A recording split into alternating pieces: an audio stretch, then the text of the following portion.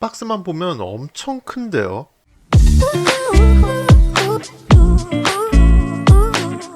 구독과 좋아요는 영상 제작에 큰 도움이 됩니다. 소프트웨어 관련 영상을 찍어야 되는데 이번에 갤럭시북 한 달 사기 체험 신청을 해서 온 갤럭시북 프로 제품이 와서 또 제품 리뷰를 하게 되었습니다. 갤럭시북 프로 360을 신청해볼까 생각을 했는데 가성비를 생각해서 갤럭시북 프로 GPU 외장형을 신청해 보았습니다. 얼마나 좋은 제품인지 한번 알아보도록 하겠습니다. 노트북으로 밖에서 문서 작업도 많이 하겠지만 포토샵, 영상 편집도 많이 하실 거라 생각을 합니다. 물론 사양이 좀 높은 게임까지 된다면 금상첨화겠죠. 그렇기에 전 내장형 그래픽보단 외장형 그래픽카드가 있는 제품을 선택을 해보았습니다. 그리고 제 눈에 들어온 것은 갤럭시북 프로의 경우 USB 3.2 포트와 HDMI 포트였습니다. 최근에 블루투스 마우스, C타입 선을 지원을 많이 해서 예전에 비해선 필요한 정도가 많이 줄어들었지만 그래도 없으면 뭔가 불편하기에 USB 3.2 포트, HDMI 포트는 아직은 있으면 유용하게 쓸 것이라고 생각을 합니다. 특히 USB 3.2 포트는 이야기하지 않아도 많이 사용된다는 건 동의하실 겁니다. 그런 경우 있잖아요. USB 3.0 플래시 드라이브를 가져왔는데 C타입 변환 젠더 어댑터를 챙기지 않으면 가끔은 낭패보는 경우가 있다 보니 아직은 USB 3.2 포트와 HDMI 포트가 있는 제품이 좀 더 활용성이 높지 않을까 생각을 합니다. 디스플레이 크기는 15.6인치의 큰 화면과 더불어 아몰레드 디스플레이로 선명한 화면을 보여주었으며 배터리는 68Wh로 갤럭시북 프로 360과 갤럭시북 프로와 똑같이 적혀 있었는데 두 제품 모두 사진 설명에는 비디오 플레이 기준 최대 20시간이라고 적혀 있지만 어떤 프로그램을 사용하느냐에 따라서 사용 시간은 완전히 달라질 겁니다.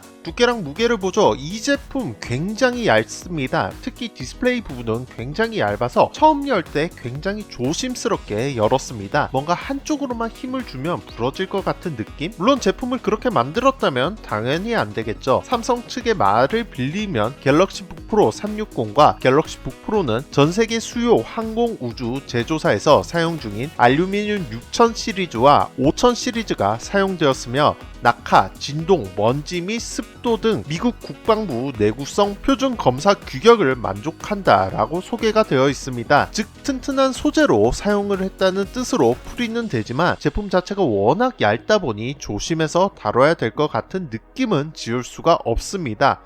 이게 장점인지 단점인지 일단 장점이겠죠. 그리고 무게는 굉장히 가벼웠습니다. 제가 기존에 가지고 있던 노트북 S 이거는 1.56kg인데 이것을 들다가 갤럭시북 프로를 드니 가벼움이란 이런 것이구나 라는 것을 느꼈습니다. 삼성닷컴 홈페이지에서 스펙의 두께와 무게를 보면 갤럭시북 프로가 갤럭시북 프로 360보다 약 1.4mm 정도 두껍다라고 적혀는 있는데 갤럭시북 프로를 보았을 때 굳이 1.4mm를 신경 쓸 필요는 없을 것으로 보입니다. 무게는 오히려 갤럭시북 프로 제품이 약 240g 정도 가볍다라고 나옵니다. 휴대폰 하나의 무게 정도 차이라고 하시면은 딱 이해하기 쉬울 듯 하네요. 만일 조금 더 가벼운 제품을 찾으신다면 갤럭시북 프로 13.3인치형을 선택하셔야 될 것 같네요. 이 녀석은 870g이긴 하지만 성능은 i5 탑재 8GB 램, 내장 그래픽에 256GB의 저장 공간을 가지고 있다라는 점을 참고하셔야 될 것 같습니다. 노트북 S펜이 나온 김에 이걸 고민하시는 분들도 계실 겁니다. 바로 터치 가능한 디스플레이를 위해 좀 더 돈을 투자를 해야 될까 말까 하는 고민이실 겁니다. 노트북 S펜을 사용해본 경험으로는 터치 가능한 디스플레이 제품은 확실히 무시 못할 정도의 활용도는 높습니다. 마우스가 없더라도 화면을 터치해서 바로바로 프로그램을 실행할 수 있을 뿐만 아니라 일러스트를 하시는 분들께는 S펜을 사용해서 손그림을 그릴 수 있다는 장점, 영상을 볼 때 디스플레이를 뒤집어 세워서 공간을 절약할 수 있다는 장점도 가지고 있습니다. 계속 사용하다 보면 디스플레이 터치가 안 되는 제품을 사용하면 터치패드로 조작 시 은근히 불편하다는 느낌을 받게 됩니다. 노트북을 사면 오래 사용하기에 그만큼 돈을 좀 더 들여서 살만한 가치는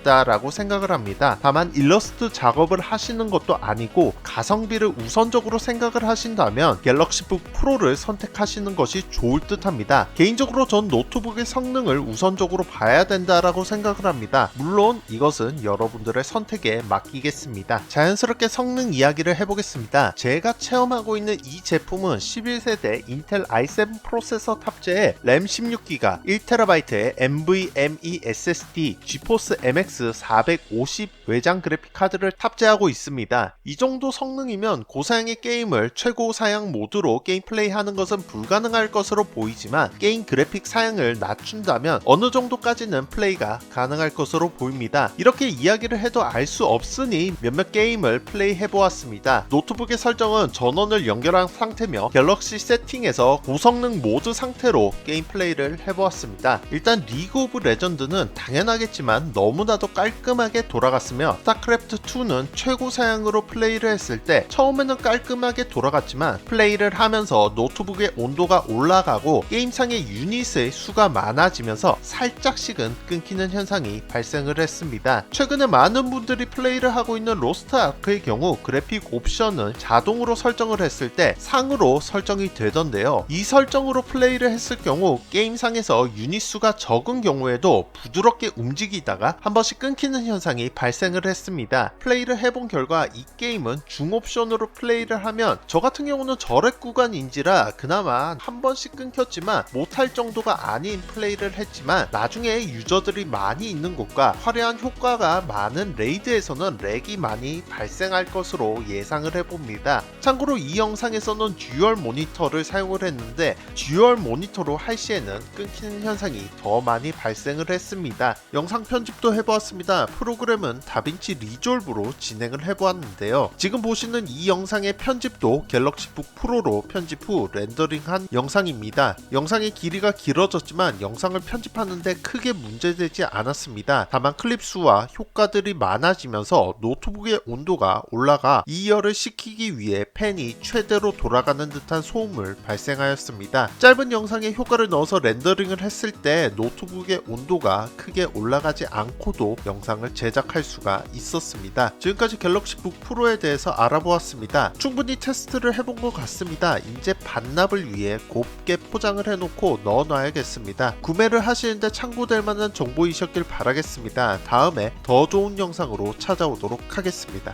감사합니다.